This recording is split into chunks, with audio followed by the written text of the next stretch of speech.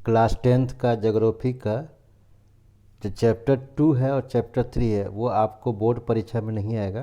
तो इसलिए मैंने चैप्टर 1 के बाद चैप्टर 4 जो है ये लॉकडाउन इस बार होने के चलते चैप्टर 4 एग्रीकल्चर आएगा, और इसमें एक मैप भी आएगा, कॉन्सेप्ट मैप जैसे है, जो उसको जैसे मैप आएगा मैं बताते जाऊँगा। तो एग्रीकल्चर जैसे अगर आप देखेंगे कि एग्रीकल्चर जब भी हम बात करते हैं तो दो होता है, production of crops vegetables and flowers plus animal husbandry for the use of animal product. कि यहाँ पर ये मिक्स्ड फार्मिंग को शो कर रहा है कि production of crops food vegetable and flowers. और ये नोट्स है, जैसे पूरा डिटेल आप ऐसे बुक को पढ़ सकते हैं। अगर आपको ज़रूरत हो तो रिक्वेस्ट, आप अगर ये सजेशन देंगे तो बुक का डिटेल वाई आएंगे, और जोग्राफी कहीं भी डिटेल से इस पर सिलेबस कट है तो कहीं से पूछ सकता है। तो जनरली जैसे हम लोग का जो अगर इंट्रोडक्शन देखिएगा बुक में आपका शुरुआत में दिया है कि इंडिया जो है एक एग्रीकल्चरल इम्पोर्टेंट कंट्री है, और इसका टू थर्ड जब हम बात करते हैं तो यहाँ पर 67% आएगा, और 1/3 मतलब कि 33%।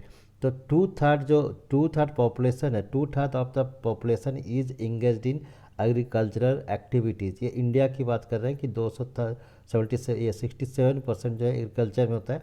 और जो इंडिया में जो है एग्रीकल्चर जो है वो प्राइमरी एक्टिविटी है। जैसे हम लोग का प्राइमरी एक्टिविटी और सेकेंडरी एक्टिविटी की जो बात कर रहे हैं, कौन कौन जहाँ से हम लोग लाइवलीहुड अर्न कर सकते हैं, तो इंडिया में जो एग्रीकल्चर है वो प्राइमरी एक्टिविटीज़ है। साथ साथ जैसे एक्टिविटीज़ है तो वो ज़्यादातर जो फूड होता है वो कंज्यूम करते हैं। अगर फूड ग्रेन्स को जोड़ते हैं तो it also produces raw material for the various industry. ये इंडस्ट्री के लिए भी रॉ मटेरियल प्रोड्यूस करता है एग्रीकल्चर। तो सम एग्रीकल्चर प्रोडक्ट्स जैसे अगर क्या क्या है, तो चाय है, कॉफ़ी है, स्पाइसेस है, ये सबको जो है एक्सपोर्ट भी किया था इंडिया से बाहर। तो अब हम लोग यहाँ पर देखते हैं कि जैसे आप शुरुआत में देखें कि एग्रीकल्चर क्या है कि product of crops fruits and vegetable and flowers plus animal husbandry.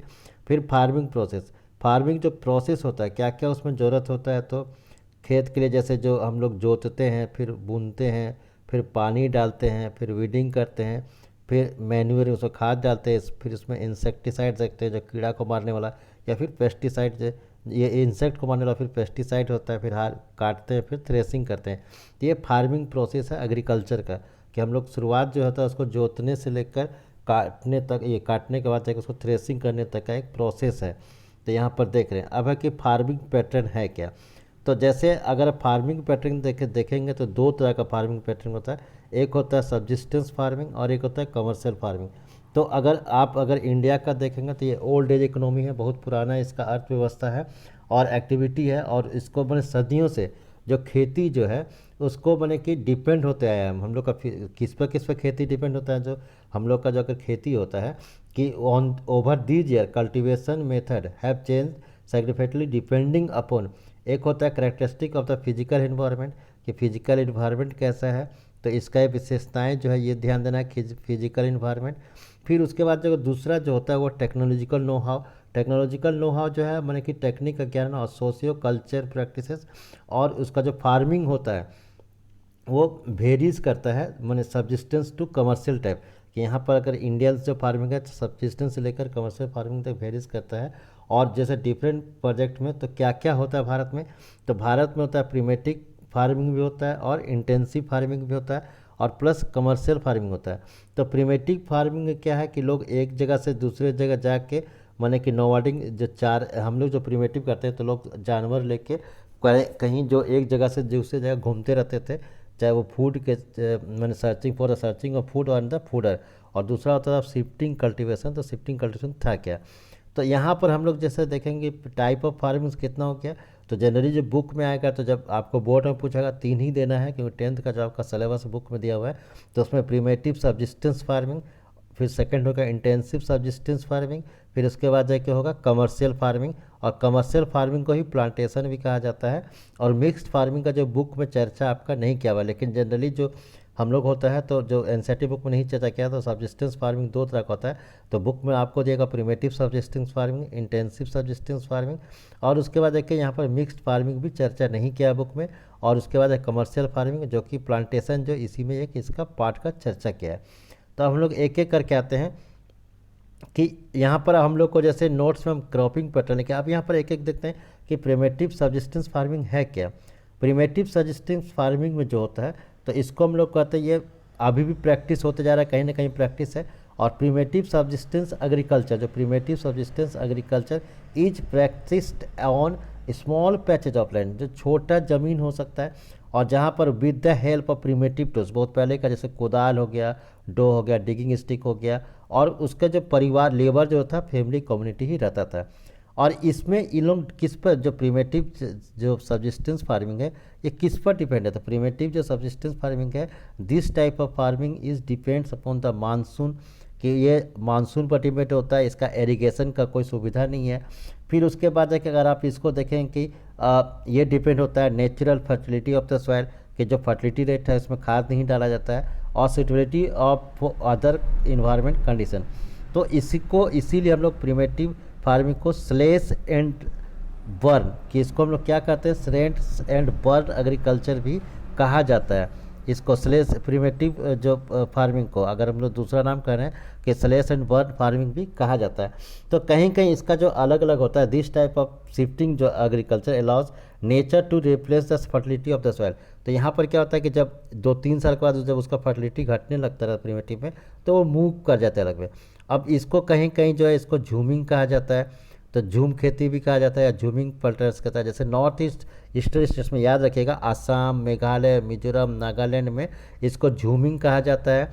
अगर इसको जो पामलू मणिपुर में कहा जाता है, फिर दीपा जो है इसको छत्तीसगढ़ का बस्तर डिस्ट्रिक्ट कहा जाता है और अंडमान में कहा जाता है। अगर इसको दुनिया में अगर वर्ल्ड में कि स्लेश एंड बर्न या झूमिंग को क्या क्या कहा जाता है, तो इसको मैक्सिको और सेंट्रल अमेरिका में मिल्पा कहा जाता है, वेनेजुएला में कोनुकू कहा जाता है, ब्राज़ील में रोको कहा जाता है, और सेंट्रल अफ्रीका जो है उसको वहाँ पर मसले कहा जाता है, इंडोनेशिया में लादांग और वियतनाम में रेक कहा जाता है।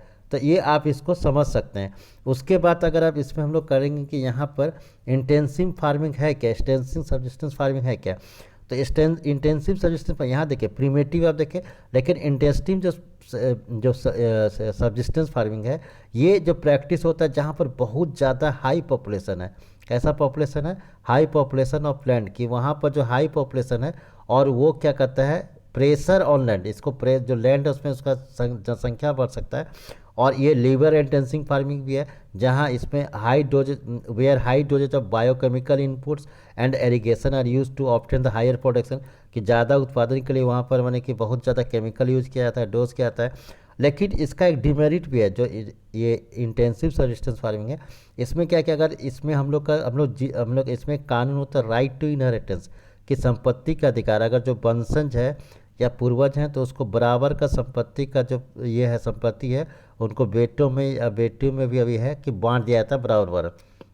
तो क्या हो जाता है कि ज़मीन छोटा हो जाता है, कि right of inheritance leading to the division of land among successive generation, जो आने वाले जनरेशन उसको छोटा ज़मीन मिल जाता है, and land sizing are uneconomical, इतना छोटा जाता है कि वो लोग अपना जीवन भी नहीं चला सकता है। तो इसको यहाँ पर हम लोग देखेंगे, तो अब उसमें यहाँ पर क्या हो गया कि इसमें हो गया कि farmer continue to take maximum output. अब जो छोटा साइज है जो इंटेंसिव सब्सिस्टेंस में, तो उसको बोले कि ज़्यादा से ज़्यादा उत्पादन करने में क्या आता है कि उसको बहुत ज़्यादा मैंने उसमें कि आपको मैंने बहुत ज़्यादा बायोकेमिकल इनपुट्स करता है, और उसको जो मैंने कि अल्टरनेटिव सोर्स तो और कोई इनकम होता नहीं लाइवलीहुड का, तो इस पर ज़्यादा ज़्यादा उत्पादन करता है। अब यहाँ पर हम लोग कमर्शियल फार्मिंग की चर्चा करते हैं। कमर्शियल फार्मिंग क्या क्या है, तो यहाँ पर कोई इसका जो मेन कैरेक्टरिस्टिक्स है, main characteristics of this farming is the पहला है use of the higher doses of mixed या मॉडर्न इनपुट्स, कि जो जितना ही मॉडर्न टेक्निक्स है, चाहे HYV सीड हो या फिर जाके आपको मतलब कि केमिकल फर्टिलाइज़र हो, इंसेक्टिसाइड हो कीड़ा मारने वाला, या जो मैंने उड़ने वाला जो कीड़ा इंसेक्टिसाइड, फिर पेस्टिसाइड को क्या आता है, तो क्यों इतना यूज किया जाता है, तो in order to obtain higher productivity.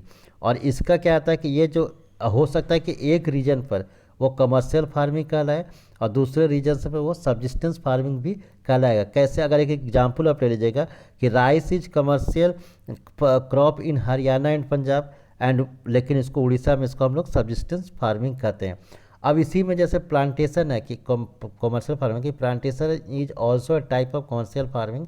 In this type of farming a single crop is grown in large area.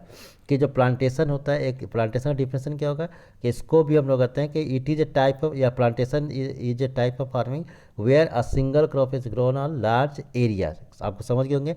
तो इसको क्या होता है कि यहाँ पर प्लांटेशन का क्या होता है, बहुत बड़ा जमीन जाता है, कवर से लार्ज ट्रैक ऑफ लैंड, और इसमें कैपिटल इंटेंसिव इनपुट्स की इसमें मशीन लगता है with the help of migrant labour, जो एक जगह से दूसरे जो लेबर जाते हैं उसको यूज किया जाता है। जैसे इंडिया में टी हो गया, कॉफ़ी हो गया, रबर हो गया, शुगर केन हो गया, बनाना हो गया, ये सब जो था इम्पॉर्टेंट प्लांटेशन क्रॉप है।